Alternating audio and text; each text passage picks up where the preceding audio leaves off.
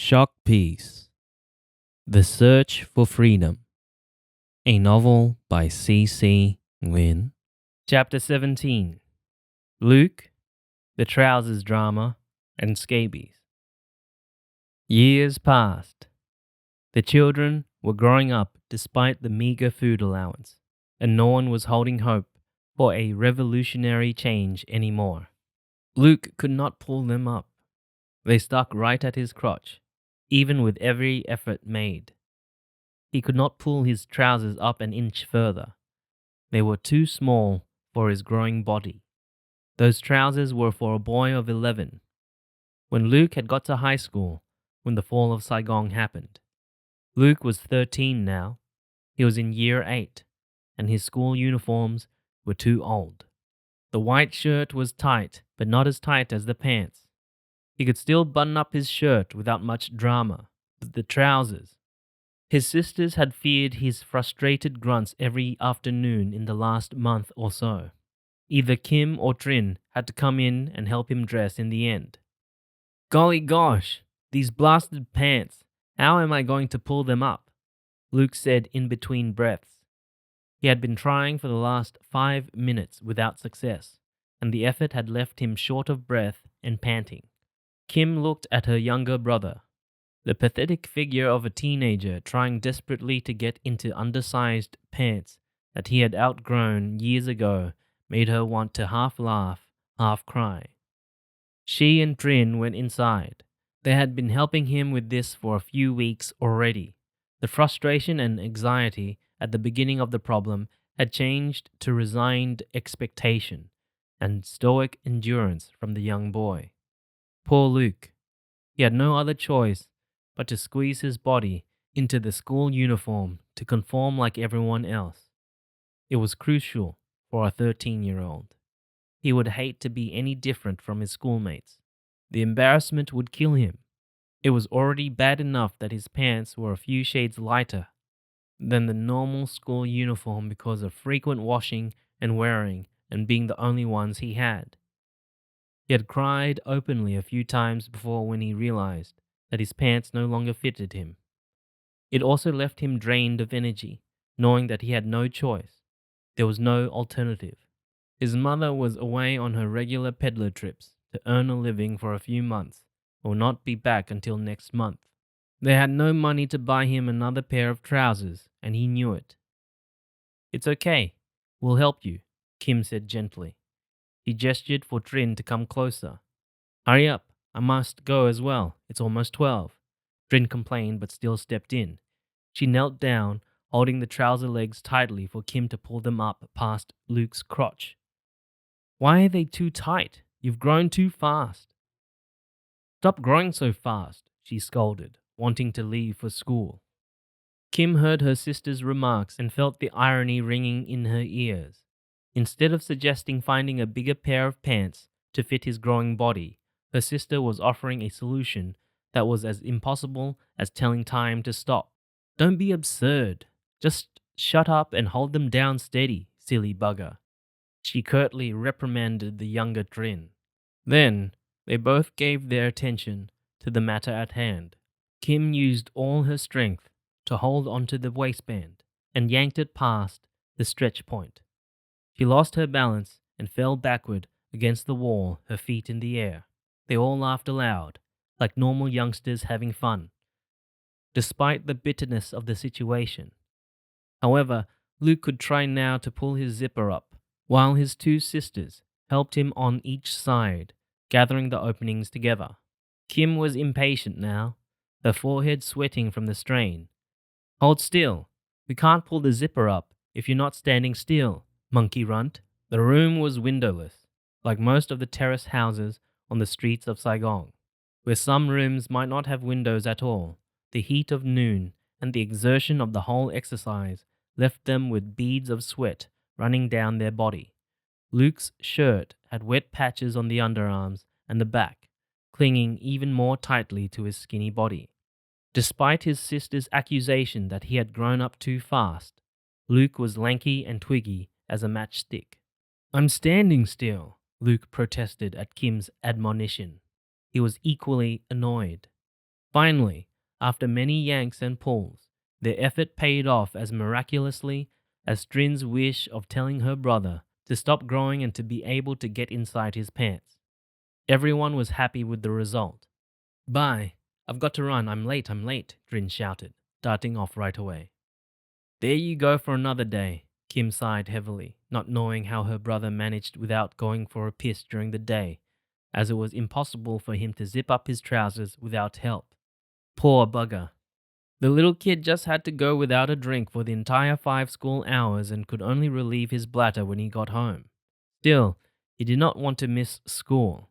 Difficult as it was with all the drama of his undersized pants, Luke still tried to squeeze his body into them every day, and had survived whole days at school, one after another for another month before his mother shipped him down to Kangter a few months before their escape.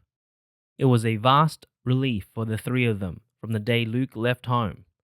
No more school for Luke meant no more pulling and yanking, no more frustration and anxiety for the trio with the trousers drama, they called it. Earlier that previous year, Luke had also suffered from contagious skin rashes over his entire body. In the years 1976 to 1977, 2 years had passed since the South had fallen, and many strange illnesses and contagious skin conditions had started to appear.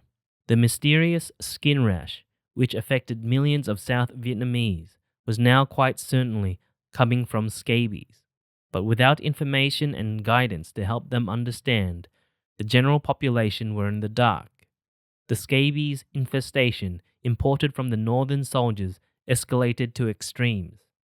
The matter was worsened by the scarcity of toiletry products like soaps, shampoo, and toothpaste. They had become so rare that it seemed none at all was available at this stage. At least one or more members of a household were affected by the mysterious skin rash. Everyone was scratching, and everyone was talking about how to get relief from the itch. It was a hot discussion topic in markets, cafeterias, takeaway shops, street stalls, at home, in the classroom, in the office, everywhere. There were no exceptions. The victims ranged from the poorest to the better off. Worst affected were their children, as they tended to scratch more and were unable to stop once the itch-scratch cycle started. Then the more they scratched, the more skin was damaged, with infected lesions spreading over the entire body. To the utter desperation of the whole South, they had no medications to heal it. Anti-parasitic solutions, antiseptic solutions, creams, or antibiotics were so rare and expensive that only a few could afford them.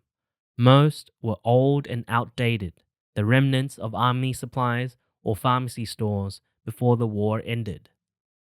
Everyone was waiting anxiously for their turn to contract the condition, like the inevitable conclusion of a well-known tale. They were helpless to combat the invasion of the scabies. The whole South was under oppressive control. No one dared to ask for a solution from the authorities. No one dared to request an explanation or assistance from the new communist government. And of course, no help was offered. It was not their concern. One day, like everyone else, Luke's skin erupted into tiny dots of blisters. See these? I got them last night, he showed them to Trin. Trin looked at those little dots in horror. Good gosh, you've got them, Luke. It was almost like being sentenced by a judge. The hammer had just slammed down. Oh no, Trin continued. What do I do now? Luke was as horrified as his sister was. Damn, damn, damn. Trin ignored her brother's pleading and then turned nasty. It's because you did not have a shower every day, did you? Yes, I did. But what good does it do anyway? We have no soap. Smelly ashes in slushy water made my skin so raw. Luke went red with anger. They had to use water mixed in ashes, then skim the slimy, slushy solution to use as an alternative to soap, washing detergent, laundry detergent, shampoo, etc. The sulfurated liquid had a certain degree of antiseptic cleansing power, and it had helped them through difficult times. See? So you did not use it. And now you've got these shitty things. Served you right. Trin was angry with her brother for no apparent reason other than feeling devastated by his condition. It was contagious, and everyone was scared of it. She was scared too. At that time, with limited knowledge, they did not know what the mysterious skin disease was, and so they were even more anxious. Don't be nasty, ugly witch. I hope you get them soon, roly-poly Trin. In his retaliation, Luke used his sister's nickname to tease her, as he knew that she hated being called that. Only half the phrase was delivered before Luke started to scratch involuntarily. The more he scratched, the more blisters popped out, as quickly as pork skin crackling under a hot grill. His once beautiful, transparent, baby-smooth skin was gradually becoming red, inflamed, and oozing with yellow discharge. The ugly dots covered his whole body. It was a nightmare for him and everyone else at home, as no one knew how to get rid of them. Many remedies were being spread by word of mouth to try to alleviate the symptoms, and many were disastrous, worsening the aggravation with lethal substances like salt and vinegar. Every time his mother returned from her peddler trip, she brought home some outrageous remedy to try out. Try salt, rub salt onto it. It might help, a Mrs. A had said, and so the hit and miss trials started. Luke had to grit his teeth and bite his tongue while his mother sprinkled some salt onto the blisters. The searing pain of salt in contact with his rashes was the worst of his suffering. He jumped up and down, enduring the pain in the hope that his itchiness would go away. He needed to make them go away. It drove him insane during the day, at school, every waking hour, and throughout the long, dark night. He would try anything. No, no, I won't try it again. He had cried out testily the second time he was about to be marinated with salt once more, as the feeling was almost like being roasted alive. To his relief, after seeing that his condition showed no sign of improving, but was even more inflamed than before, his mother stopped that horrible remedy. Try vinegar. 1 part of vinegar and 3 parts of water. It really works, a Mrs. B had said. Mother then tried this, and so homemade vinegar was even more in demand. It stung less than the salt, but the smell was rancid and sour. It dried out the skin even further, and the itchiness that increased tenfold afterward made Luke scratch like a mad dog. His mother had to shout to him, "Stop it, son. You made it worse. Go have a shower and stay in there until you don't scratch anymore. Try crushing some pointed mint leaves with pure alum and make them into a mixture. Then bathe in it for an hour a day until all blisters have gone completely." Another suggestion was forcefully stated, quite sure of its result. It was followed diligently by Luke, as it seemed the mildest solution and seemed like a much more pleasant experience. From then on, every day, Luke prepared his bathing routine like a king, albeit a scabies-infested king. Everyone brought him pointed mint leaves grown from their tiny potted garden or bought from the market whenever they passed by the house. Kim or Trin had to remember to buy alum and mint leaves when they went to the market for groceries every day. They had a circular tin basin used for laundry washing. It was 1 meter in diameter and about a foot height, and was large and deep enough for Luke to sit in there with his concoction. The rashes were worse around his crotch, and the sensitive area was dense with blisters. He went about preparing the bathing ritual with the utmost care, praying at the same time that this was going to set him free of this horrifying itch. Sometimes Trin helped him boil many kettles of water to mix into the warm bath. She stayed in the kitchen, tending to the wood stove and enjoying chit-chat with her brother. The mint leaves were crushed in the rock, mortar and pestle, together with a lump of alum, and then poured into the basin for Luke to soak in. The basin was placed in the open wet area in the middle of the house. He would then decorously take off his clothes, step inside, and immerse himself in the warm mixture, floating with mint leaves and smelling pleasantly of an aroma suggestive of chicken cabbage salad, as mint leaves were the main condiment used in that dish. Luke used the duration of the bath as his dream time. Yes, He would dream of having a delicious dish of chicken cabbage salad while enjoying the warm, soothing sensation from the minty alum water.